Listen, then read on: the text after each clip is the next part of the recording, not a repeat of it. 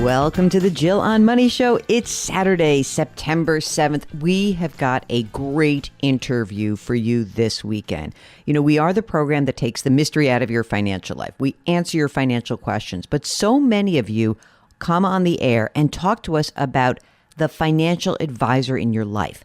And when we peel back all of the layers of what's going on in your life, sometimes we say, hey, that's a great financial advisor. Sometimes we say, that's a lousy financial advisor. And still other times we say, you don't need a financial advisor. Well, this weekend, we have an interview that I conducted with one of my favorite financial advisors. Her name is Blair duQuesnay. She is an investment advisor at Ritholtz Wealth Management. She also writes a great blog called The Bell Curve. We spoke years ago, back in 2019, when she wrote an op-ed in the New York Times that was titled very provocatively, "Consider Firing Your Mail Broker." Now, she did not write that headline, but she did write this long piece about why people need to think about whether their mail advisor is really listening to them in the way that they need to be heard. And I know you think, oh, that's just for women. It's not actually the case. It's for everyone.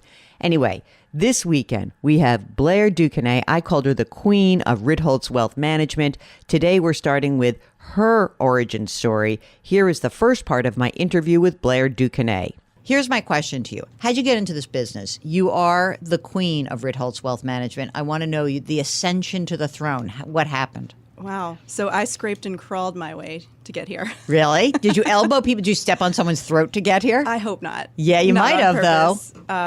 though. They would have to tell you because I don't remember. But I went to school and said, I like numbers and math. Let me think about business. And then I kind of was drawn to finance and the markets and fell in love and wanted to be an investment banker. Really? Yeah. What did you know about being an investment banker? Probably what I saw in the movies. What was that movie? What was the shaping moment of your life? Wall Street. But that would have been, you would have been a trader, not a banker. Right. Okay. But wait a second. You grew up in New Orleans? No, I grew up in Montgomery, Alabama. Oh, okay. You grew up in Alabama. You live in New Orleans now. Correct. What was going on in Montgomery, Alabama, where you growing up? Like, what was the main industry where smart kids from your school went, like, funneled into? Where'd they go? The professions, law, accounting, doctors. Mm-hmm. There's not a whole lot of industry in Montgomery. I haven't lived there in more time than I've been gone. Okay. So But it's formative. It is formative. Right? Yes. And were your parents in financial industries or not? No. Not at all? No. Okay. So so you go to school and you're like, oh, I love numbers. And why not just be an accountant? How is it that you came into this world? I was at the University of Georgia, which has an amazing accounting program, but it was very brutal. And even my friends who thought they wanted to be accountants after that first semester of the testing dropped out and went into risk management because it also had a good risk management program. Okay. I just happened to fall in love with this concept of time value of money and stocks and the markets and how they worked. So I just went down that route, even though loved my finance teachers. University of Georgia did not have a great pipeline to work for the finance sector. Okay. And Georgia are the Bulldogs, right? Yes. Okay. Look at the face. 2 times national champions. Okay. in Do you want to football. say more about this? Like, are you all in? Is this like where your heart lies always or not? It was a wonderful experience. If you've got to pick an SEC school, Yeah. Georgia's the best. I mean, I'm obviously biased, but it had a music scene. It had obviously the big sports, big school feel, great business school, great law school, veterinary school, you name it. Great experience. Met my best friends there. We're still friends for life. So, yeah, great experience. All right. I like that. Okay. So you graduate. What's your first job? So I was looking on monster.com. Of because course. This is where the monster board. things were listed. And I went for a job, an institutional job, because, by the way, I was pulled to meet with all the investment banks because I was in the top 10% of my class. Of course you were. While I was on campus, but none of them hired me. Why is that? Because they're biased against women or biased against Southerners? Well, this was the South, and these were those Charlotte banks. Right? Okay. So probably the fact that I was a woman, but at one point, they would do the dinner on the night before, then they would do the Super Saturday thing. And dinner the night before is where they really make their decision. Oh. And I remember getting a comment, "You have a dog? I don't even have time to keep a goldfish alive." So I was probably out at that point. So anyway, Didn't get any of those jobs. So I'm looking on monster.com. I'm Okay. living in Atlanta, which is an hour away from University of Georgia in Athens. And I see a job at UBS for an institutional fixed income job. Bombed the interview, rode down the elevator with a broker who said, "What were you here for?" "Oh, you went to the University of Georgia. We love to hire alumni. Why don't you come be my sales assistant?" And that's how I got started. Get out of here. Do you know why they call it UBS? Because the real logo is we put U before the BS. All right, I'm just a little joke about the Swiss banks. They don't have any humor anyway. It's PaineWebber. I mean, this was. So you were in the old PaineWebber before it was absorbed by UBS? They had just dropped. Remember, they bought it, and it was UBS PaineWebber, and they were just changing over the business cards to drop the PaineWebber. But all those guys were PaineWebber or Dean Witter or wherever they had come from. So what did you learn as a sales assistant? I learned how to deal with angry people on the phone. Oh, yes. I learned how to bind presentations, with different tabs in them. Yes. For institutional clients. Very useful today, the binding. Very useful. It's like a label maker. Exactly. So, and the best thing I learned was how to talk to clients on the phone. But I learned how to do Fed fund wires. I learned how to open trust accounts and IRA accounts. And let's get back to the part about the people who are angry on the phone. Yeah. So that to me is actually an incredibly important skill to learn, right? You could go work at an airline, probably in a call center, and learn that. But when people are so completely losing their minds, what was your approach? What did you learn to do with that? Because you're young. It's 22. hard. Yeah. At first, I freaked out. I mean, internally, right? Yeah. Not externally, but I'd be freaking out on the phone saying, "Oh, we're going to get this done. Don't worry." And by the way, there's not a lot of training. There would be a weekly staff meeting where they'd say all these acronyms. I really had no idea what they were saying for the first 6 months. And one of the first things I had to do was wire money for a real estate closing. And I really didn't have a lot of help. And they're sitting at the table trying to close the real estate transaction. So they were angry for a reason. And I was trying to figure out how to do it for the first time. So what's the takeaway from this whole process of learning to talk to people on the phone? Would you say that that's probably like one of the most important skills that you acquired in the first, say, 5 years of your career? Absolutely. Right? How to talk to clients. Do you know that's so funny that you say that? Because I remember when I was an advisor 100 years ago, and I had this little tiny company, and I would listen to some of the younger financial advisors on the phone. And I would come in after and I would say, "Okay, what do you think you did well on that call?" And there are certain places where they listen to you on the phone, but this was not, because we were not in a sales organization. It's very different. Right. And I would say, your job is not to actually solve the problem in that moment, because you can't solve the problem. The problem is they are freaking out. You just want to try to get them to bring the volume down. And we would have these conversations and they would say, "Well, what do we do?" I said, "Just let them blow. It's okay. They got to let their steam off." And it's kind of follows you through life that when people need to blow off the steam, trying to interrupt and interject is kind of hard, right? So what do you do now when that happens? Not that it happens very much because you have the best clients in the world. Sit in silence. Listen. It took me a while to get comfortable with silence, but later on in my career, I was told I was hired because they thought I was a good listener. So if you looked at the job of being a sales assistant, going to an advisor, and there's a big gap, right? Can you talk a little bit about the difference between working in more of a sales-first organization versus a consultancy or an advisor-based organization? What's the difference? Absolutely. So the way that I made that transition was through the financial crisis and layoffs. Oh, there you go.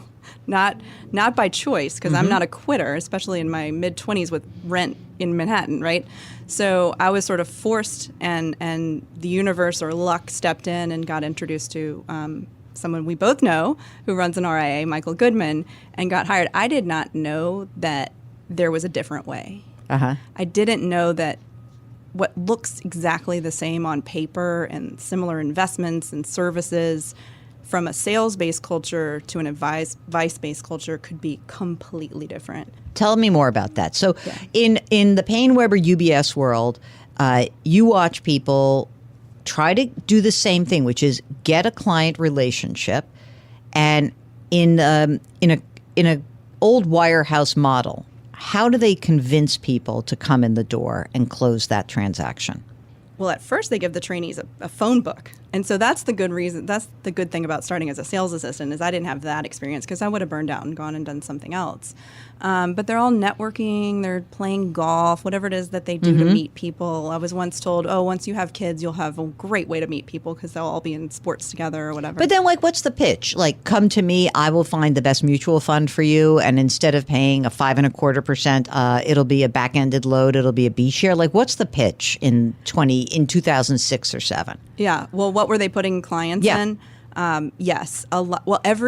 First of all, in that sales-based organization, every office is a different business. It's a different investment philosophy. It's a different strategy. So it depends on which team you're on. Okay. I happen to be on a team that did consulting for retirement plans, 401k plans, did financial plans back in the day. Which is a big deal because a lot of those big firms didn't want to do financial plans because they were like, don't put anything down on paper. We don't want to ask for a lawsuit. Exactly. Right. Did financial plans, and not just to sell expensive mutual funds, but sometimes mutual funds were the conduit, those wrap fee programs or managed accounts back in, they probably still exist, separately managed accounts. But essentially, I lucked out. I didn't necessarily start on a team that was, you'd see everything from all I do is put a point on muni bonds on the way in and the way out, or UITs, or flipping various commission-based products. But there were as many different business models in the sales organization office as there were advisors. Is that still the case in the big firms? I think so. Really? It's been a long time. I know. Yes, but people. I don't even know because I really don't. I know a few people in that world, and they tend to be the people who are like, well, I'm a CFP, and they really would rather me not be a CFP for all those years when they were like, I have to actually be a fiduciary because this is important to me. And the firm would be like, no, you don't. Don't say that to anybody. We're not held to the fiduciary standard. We don't have to put anyone first. We're first. So when you go to Michael Goodman over to Wellstream Advisors, what are you doing there? Are you hired as an advisor? Well, I was hired as an analyst. Okay. Because along the way, I went from sales assistant to analyst in the branch because I was taking the CFA exams at the time, and I sort of got my way over out of sort of an assistant role into more of a branch management You were role. a CFA already? Or you were in the process? I believe I was taking level 3 when he hired me. Wow. What did that do for you just to have a credential like that? At first, I thought I would get the credential and then somebody was going to offer me this big salary. Then I said, wait a minute, maybe not. That didn't happen. However, the best thing about getting the CFA charter is, first of all, you've proven that you can go through this rigorous exam process and learn how stocks are valued and options are valued and all of the complicated things that are on those tests.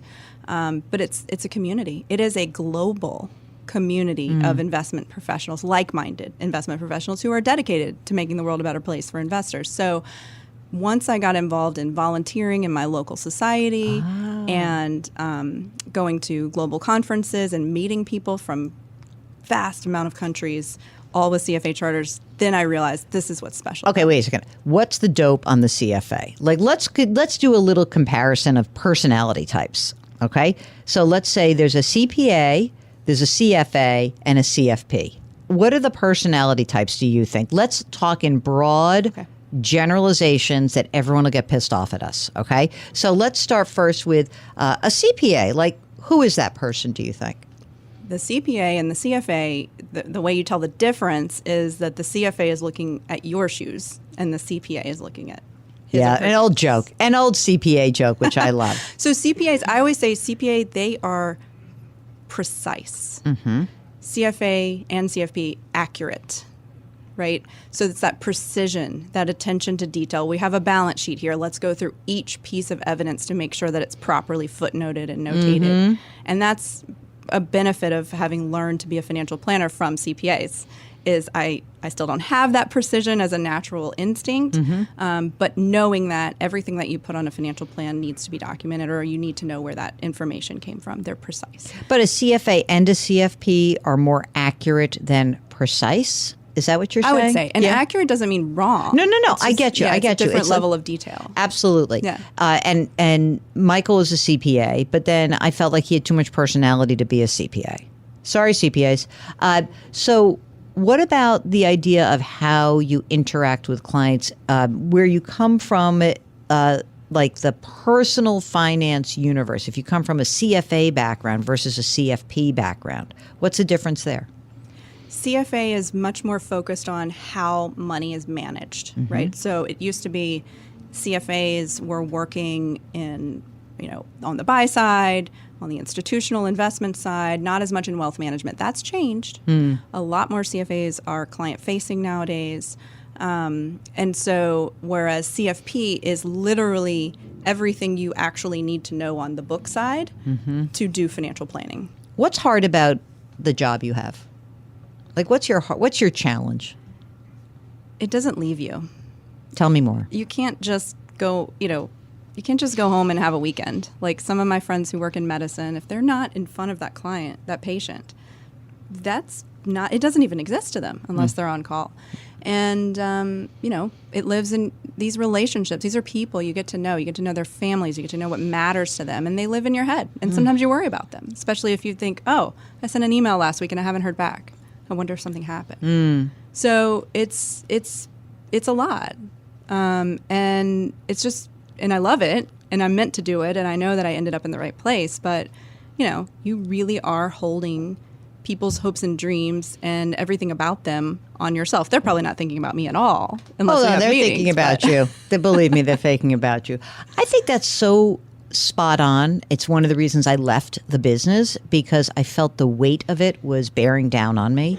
And I have two very close friends who are doctors, and I experience the same thing. Like, they worry about their patients. My one friend's a surgeon, so she's kind of like, once the surgery is over and the follow-up's over, that's a lot easier. And the other one is like a derm pathologist, so she gets very enmeshed in some of the people. Like, she has to call people and say, you have cancer. Like, that's intense, right?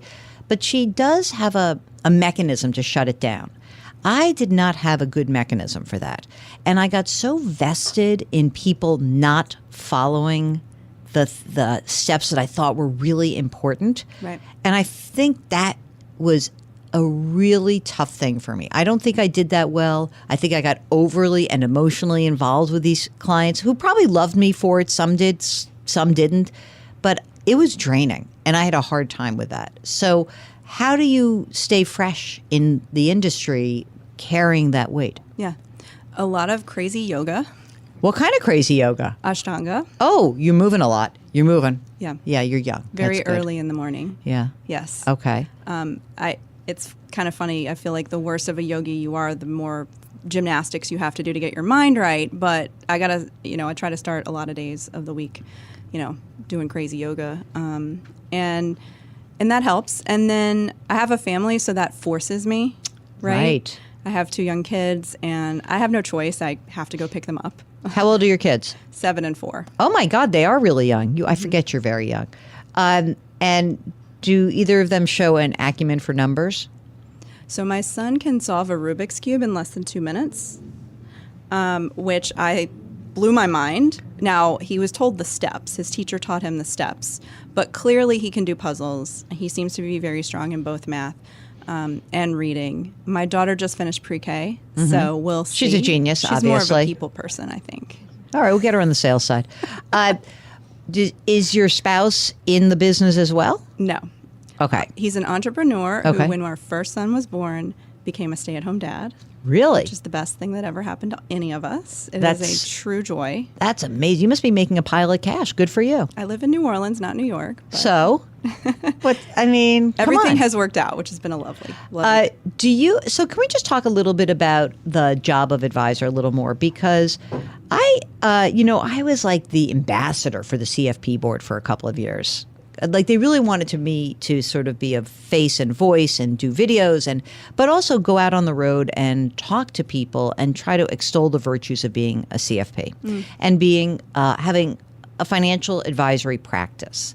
And I always thought, I think it's a great job to be a parent, because in many ways, you're right.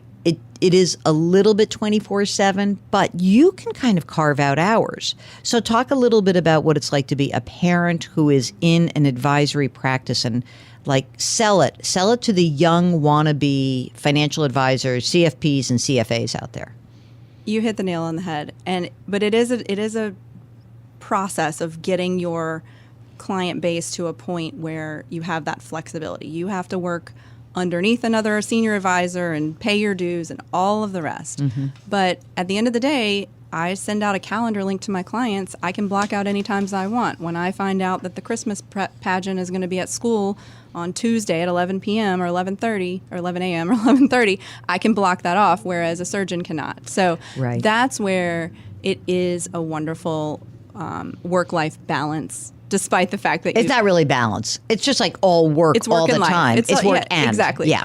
And so I can set, I'm not going to take a call until after I've done my yoga practice, and then make exceptions to that when needed. But you do have control over your time. But if you have too many clients, you're still going to be busy. Right. And, I want to kind of let's go into this working parent thing because so in 2014, this is a funny thing. I was asked to do a big event for Deutsche Bank. They used to call it the Women of Wall Street. It was a big conference they did for the women who worked in the firm and their clients. And so they came to me and they were like, you know how to talk finance, but, you're also a good interviewer. Come do this thing. So they said, we're going to have you moderate a panel of some of the companies we just brought public, led by women. There were not that many choices. Let's be clear. Okay. Like a panel? Yeah, or a panel an or interview? a few people. There was like 3 people. And it was like 1 banker and 2 women who okay. So, but it was fun. And they said, we also have a big name one-on-one interview we would like you to conduct. And I said, great. And I said, who is it? And they said, Shonda Rhimes. And I was like, what? Amazing. Fantastic. I had never, I kind of went crazy. I literally started watching every single thing she'd ever done to that point. And, it was cool because, she's so intimidating. She's so successful. And at the time, her company, Shondaland, had 600 employees. And she's like a rock star, And she was not groomed to be an entrepreneur and run a business. She's a writer. So it was interesting because it was a little daunting. Okay. And it was funny to kind of, we were talking about her background and what happened and how the success begat success. And I said, so you've got 3 kids, you're a single mom. How do you manage this? Because I said, there's a lot of working moms in this audience. She looks out into the audience and she kind of smiles a little bit. And she goes, I know that I'm talking to a certain type of woman here. So you either have money or so you can maybe hire people to help you or you have a very helpful spouse. That's great. She said, the way I think about being a woman who is running a company and being a parent is that I'm failing every single day. And the audience gasped. Wow. She said, here's how I think of it. One of those roles is going to give. And she goes, and don't be afraid of being a failure in either of those roles because it's just going to happen. You have to be nicer to yourself was essentially her message. And she was like, so she tells this great story. She's like, let me give you an example. My daughter has a pageant of some sort. She's in a play. And she said, and it's the same day that is Sandra Oh's last day on the set of Grey's Anatomy. She goes, I had to pick between those 2 things. Mm-hmm. I could not be in 2 places at once. And whichever one I picked, I would feel like a failure to the other. And I thought it was really, first of all, the women in the audience went completely bananas because these are not failure type people. Right, type A's. They are hyper type A's. Right. And there were 2,200 women in the audience, okay? And I thought it was nice to hear from someone who's so successful and say, I just have to accept that. I have to be nicer to myself about that. And I think that's such a challenge of being a parent in this world right now. You're always on. You have great respect, especially in a client-based world. And do you want to know what she picked? What do you think she picked? Sandra Oh? Yeah. No, not. She picked did the kid. Not? No, she picked the kid. She's a better mom than me. Blair's like, I had a chance to close a $10 million client or go to my kid's pageant. Bye, honey. She said, it was like Sandra Oh kind of let her off the hook. It was kind of easy, and she didn't feel like her 10-year-old could let her off the hook. Yeah. So do you come up against this all the time? I don't. Why not? But I'm also not running a 600-person company. Okay, right? fair enough. I am running a very high volume advisory practice. Mm-hmm. So I kind of get to pick and choose. And so far, although, my daughter hasn't started her extracurriculars. Right. So we'll see. Do you have other advisors you work with?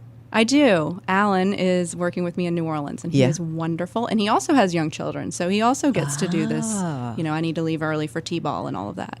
Talk to me about like what happens. I hear you on this podcast, and I'm like, I have got to work with Blair. What happens? I call the office, and what happens next?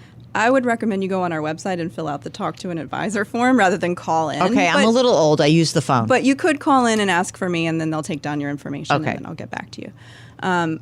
So I am at the point where I do have to be selective about taking new clients. You have minimums?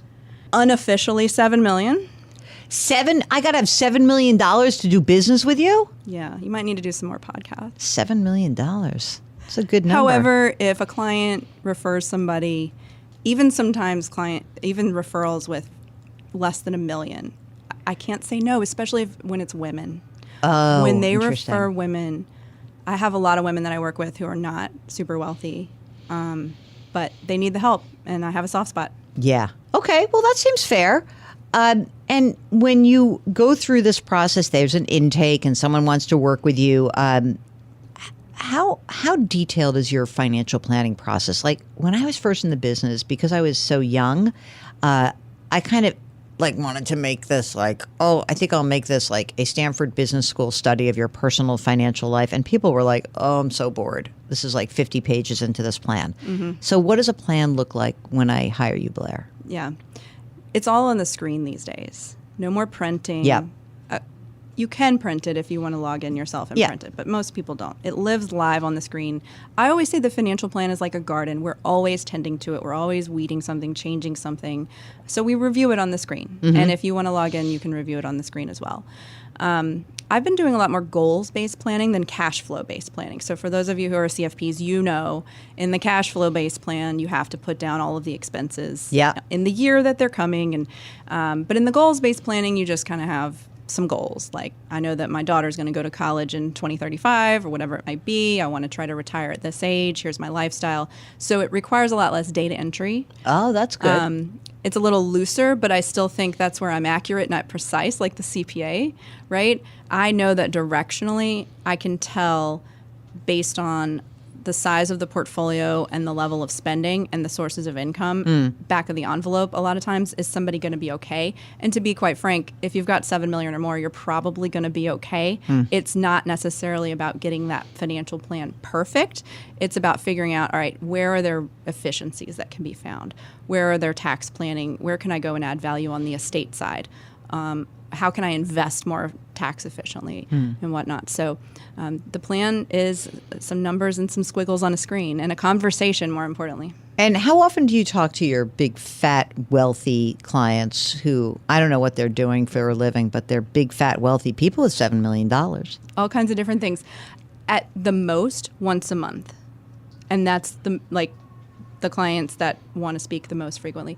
It's generally about quarterly. Okay. Yeah. Seems fair. I mean, I kind of have to remember sometimes I might be like a doctor in a way. Like, I don't really love going to my doctor or my dentist, even though they're great. Like, it's not like the first thing on my list. And sometimes I have to remember, like, they're not really like waiting around for me to call all the time. Yes. Right. Exactly. So when you do goals-based planning, does that mean that you're not saying to somebody how much money do you spend every year? Or do you still have to get that piece of it? Because I always find it's kind of the tough one. It's like no matter how much or how little you have, just tell me how much you're spending. And people are like, I don't know. How do you get that out of them? Nobody knows how much they're spending. Most of the time, I don't recommend trying to figure all of that out. Maybe if you're just starting out and you need some budgeting basics, you need to figure it all out. Essentially, I have this philosophy of pay yourself first. Yes. So just put it all in the savings, and whatever, as long as you're maxing out your savings, whatever's left, just spend it on what you spend it. Right. And so as long as we can put in the appropriate savings amount and we know they're going to hold to that, then we don't necessarily have to go into the details of what they're spending. Now, But how do you then do retirement planning without that number, right? So Yes. if your fat cat is spending $500,000 a year today, you have to know that to do Right. the planning, right? Right. So that's where it becomes, I know what the big expenses are. So I go, okay, well, for example, do you have a mortgage? How much is that? What's your property tax? How much is your homeowner's insurance? Probably a lot more than it was 3 years ago, if it's anything like New Orleans. And so I can get those big categories and then, kind of figure it out. And then we go through a year and figure out, did you actually spend that much? Someone came on the podcast and they're like, I have no idea. How do I do that? So I said, get your big numbers and just look up your credit card bill for the last 3 months and use that as your number. Well, that was an extraordinary month. I said, just pretend it's every month. Because every month Yes. it will be. Because it's not everything the same month. It's not like your power bill. Like, there's lumpiness in spending. for Exactly sure. right. Exactly right. If you have a question about whether or not your financial advisor is worth it or whether you need one altogether, give us a holler. Go to JillOnMoney.com, click the Contact Us button. Let us know if you'd like to come on the air live with us. While you're there, don't forget to sign up for the free weekly newsletter. And if you are not a member of Jill on Money Live, our big webinar is coming up. Oh, our September webinar is going to be a doozy. Hard to kind of top the subject of Social Security, but I think we're going to meet the bar because we are doing a real estate spectacular. Tuesday, September 24th, for anyone who is a member of Jill on Money Live. Remember, $35 gives you access to quarterly live webinars, lots of fun bonus video content. Check it out. It is on the website. You can subscribe to us on the Odyssey app or wherever you find your favorite podcast. Please leave us a rating and review wherever you listen. And of course, lift someone up. Change your work, change your wealth, change your life. Thank you for listening, and we'll talk to you tomorrow.